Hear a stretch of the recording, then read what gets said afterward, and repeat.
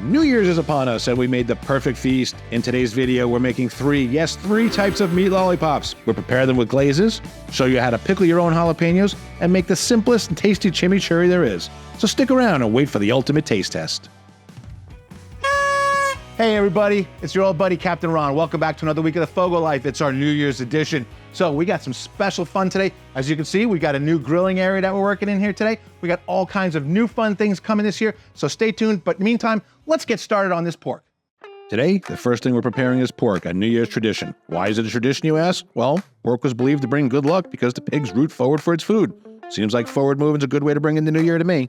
Now, they never said which pork is traditional to eat, so I'm going crazy and going with pork belly. It's fatty, it's meaty, and best of all, it's tasty. I'm gonna cut it into about 1.5 to 2 inch strips, and we're gonna wind up sticking these on a skewer. Aren't they just beautiful? God, I love pork belly. For flavors, I wanted to mix a little bit of sweet with a little bit of heat. So, honky-tonk hot Nashville hot chicken seasoning is the way to go. Now, be sparing with this stuff. It is hot. Remember the pineapple video? That was crazy. But we want to make sure it's coated. Next up, I'm hitting it with the notorious PIG pork rub. Adding that sweet to that heat is going to be the perfect combo. We want to make sure they're fully coated for full maximum flavor. We soaked our skewers in water because we don't want them burning up while they're cooking. Look at that. Pork on a stick, perfection right there. Man, these are going to be some good lollipops. You know, one thing I hate about prepping is getting all chicken juice and everything all over my hands. One thing I don't hate, FOGO Charcoal. I'll be using our FOGO Premium Black Bag for today's cook. Now, notice that I still have some charcoal left over from my last cook. Don't throw it away. I just use my kick ash basket, shake that ash, and filter out all the tiny chips. Then, I just dump some fresh charcoal on top and it's ready for lighting. Its medium-sized chunks are perfect for shorter duration smoking and it's perfect for grilling. I'm using 2 of our all-natural fire starters inside of a Blazeball. I've been using the same Blazeball for a long time now and it's still going strong. Just look how perfectly those starters fit in that cage. This combination makes it super easy to light the charcoal, especially when combined with our grill torch. All of these are available on our website, and there's always a link below in the description. I'm curious, what's your favorite way to light your FOGO? Let me know below in the comments. And we're almost ready to put our food on, so I'm going to use my favorite bourbon barrel smoking chunks here. I'm going to grab 4 chunks right here. Just throw them right into the fire. Perfect. And we're going to cook everything indirect. So we're going to put our deflector in here, our convector as it's better known as, and let that smoke roll. And we are at 275 degrees, so let's go ahead and put our pork belly on here first. This way that fat can take its time, render out, and make for soft, tender, pillowy bites of deliciousness. Close that up, and now let's prep some chicken. We're using boneless, skinless chicken thighs. Now they can get a little fatty, so you want to make sure and clean them up and scrape off and cut off all that fat so you get to the nice, good quality meat. That's what we're looking for, just like that. Season it up the same way, a little Nashville hot, little notorious PIG, mix it up, and we are ready for the skewers.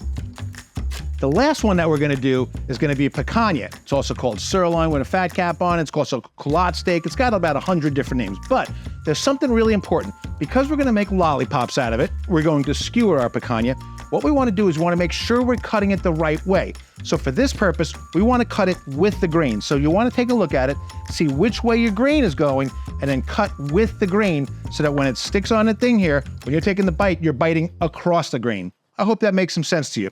Let me show you how to do it. Now, I know what I just said about cutting it with the grain, but the first step is going to be to cut it across the grain so that we can cut it to the proper size to make a proper size lollipop.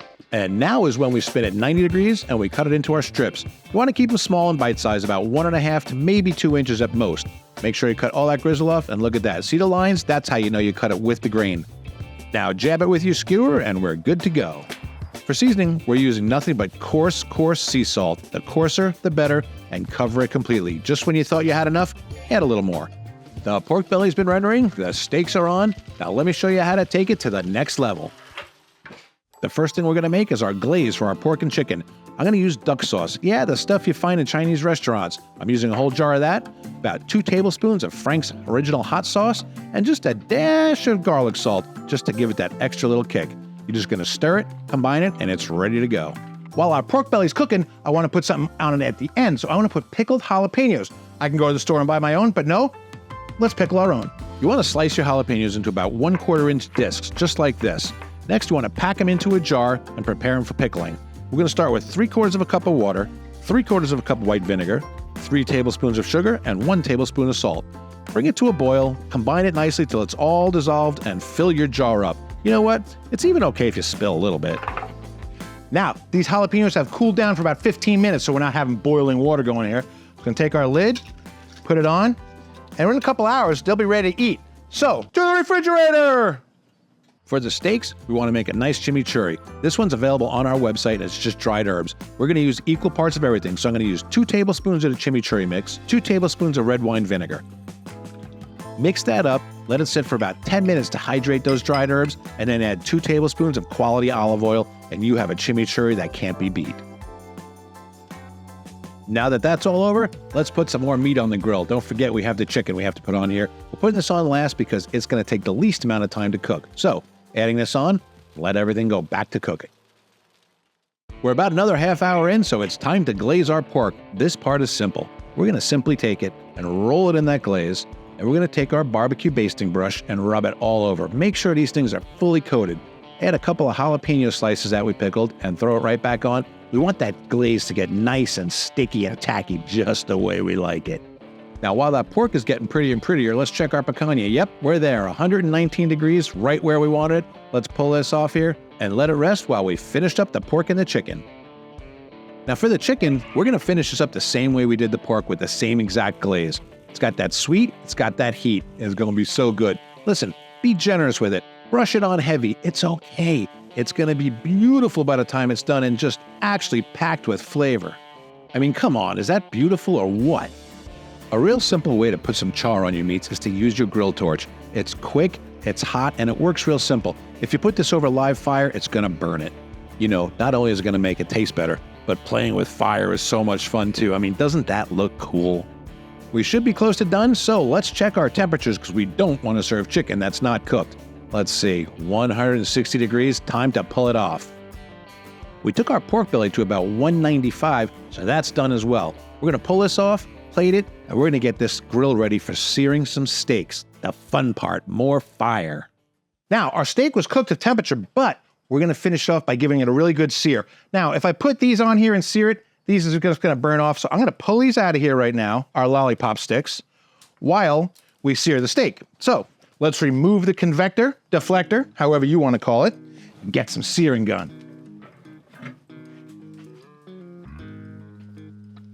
And we put our grate back in, we let this thing heat up for a little while. We want a nice flame for our sear.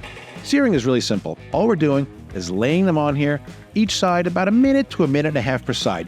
You want to get a nice little char. That char is the star. So you want to build a crust because, well, the crust is a must.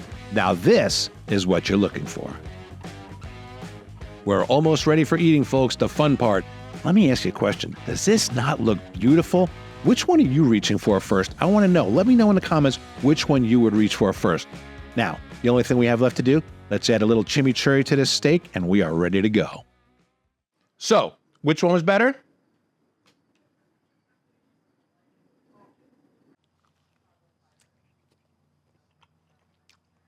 Oh my God.